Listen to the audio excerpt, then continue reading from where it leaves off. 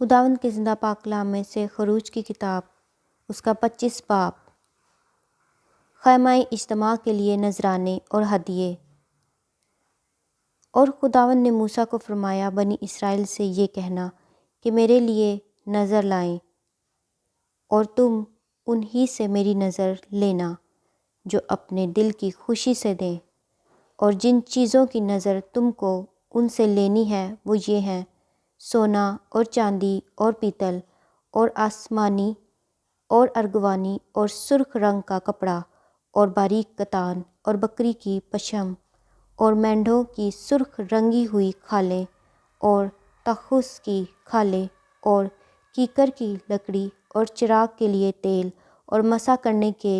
تیل کے لیے اور خوشبودار بخور کے لیے مصالے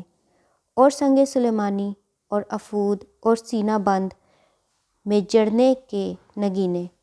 اور وہ میرے لیے ایک مقدس بنائیں تاکہ میں ان کے درمیان سکونت کروں، اور مسکن اور اس کے سارے سامان کا جو نمونہ میں تجھے دکھاؤں ٹھیک اسی کے مطابق تم اسے بنانا۔ عہد کا صندوق۔ اور وہ کیکر کی لکڑی کا ایک صندوق بنائیں جس کی لمبائی 2.5 ہاتھ اور چوڑائی 1.5 ہاتھ اور اونچائی 1.5 ہاتھ ہو، اور تو اس کے اندر اور باہر خالص سونا منڈھانا، اور اس کے اوپر گردا گرد ایک زرین تاج بنانا، اور اس کے لیے سونے کے 4 کڑے ڈھال کر اس کے چاروں پایوں میں لگانا، 2 کڑے ایک طرف ہوں اور 2 ہی دوسری طرف۔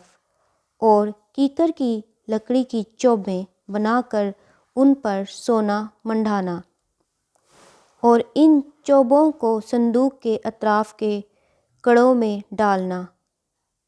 کہ ان کے سہارے صندوق اٹھ جائے، چوبیں صندوق کے کڑوں کے اندر لگی رہیں اور اس سے الگ نہ کی جائیں۔ اور تو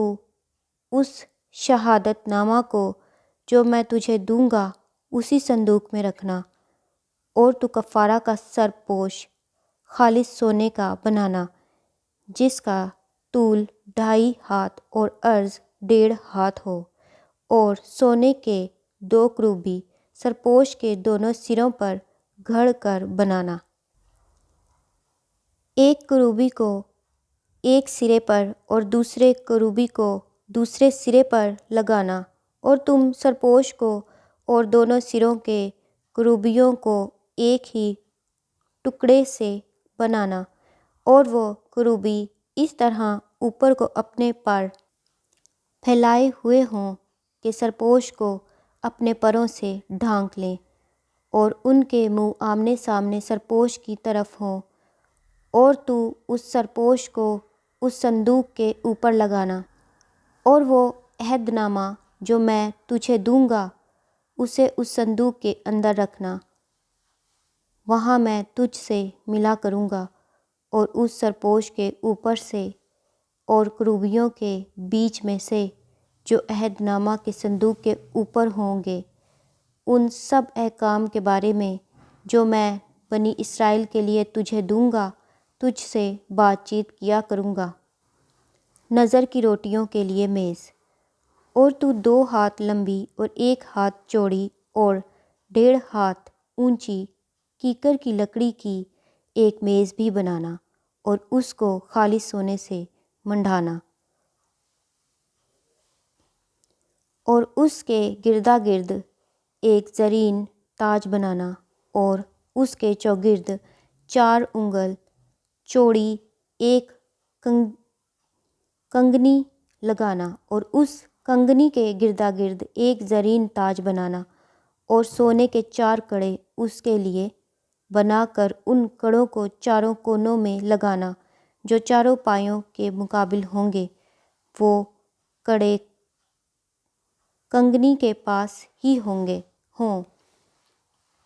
تاکہ چوبوں کے واسطے جن کے سہارے میز اٹھائی جائے گھروں کا کام دیں۔ اور کیکر کی لکڑی کی چوبیں بنا کر ان کو سونے سے منڈھنا تاکہ میز انہی سے اٹھائی جائے اور تو اس کے طباق اور چمچے اور افتابے اور انڈیلنے کے بڑے بڑے کٹورے سب خالص سونے کے بنانا، اور تو اس میز پر نظر کی روٹیاں ہمیشہ میرے روبرو رکھنا۔ شمعدان، اور تو خالص سونے کا ایک شمعدان بنانا، اور شمعدان اور اس کا پایا اور ڈنڈی سب گھڑ کر بنائے جائیں، اور ان کی پیالیاں اور لٹو اور اس کے پھول سب ایک ہی ٹکڑے کے بنے ہوں، اور اس کے دونوں پہلوؤں سے 6 شاخیں باہر کو نکلتی ہوں، 3 شاخیں شمعدان کے ایک پہلو سے نکلیں اور 3 دوسرے پہلو سے۔ ایک شاخ میں بادام کے پھول کی صورت کی 3 پیالیاں، ایک لٹو اور ایک پھول ہو،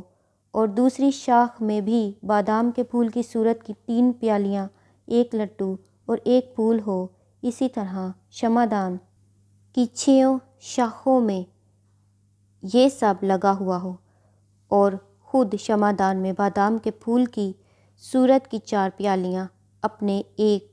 اپنے لٹو اور پھول سمیت ہوں، اور 2 شاخوں کے نیچے ایک لٹو سب ایک ہی ٹکڑے کے ہوں، اور پھر 2 شاخوں کے نیچے ایک لٹو سب ایک ہی ٹکڑے کے ہوں، اور پھر 2 شاخوں کے نیچے ایک لٹو سب ایک ہی ٹکڑے کے ہوں۔ شمعدان کی 6 باہر کو نکلی ہوئی شاخیں ایسی ہی ہوں،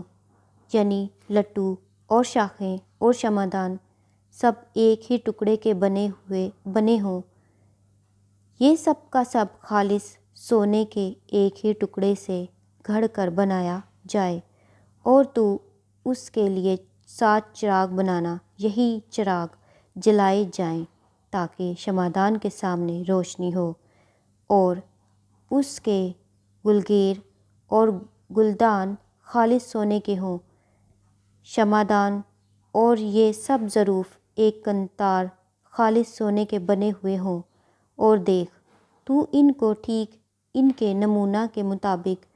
جو تجھے پہاڑ پر دکھایا گیا ہے بنانا۔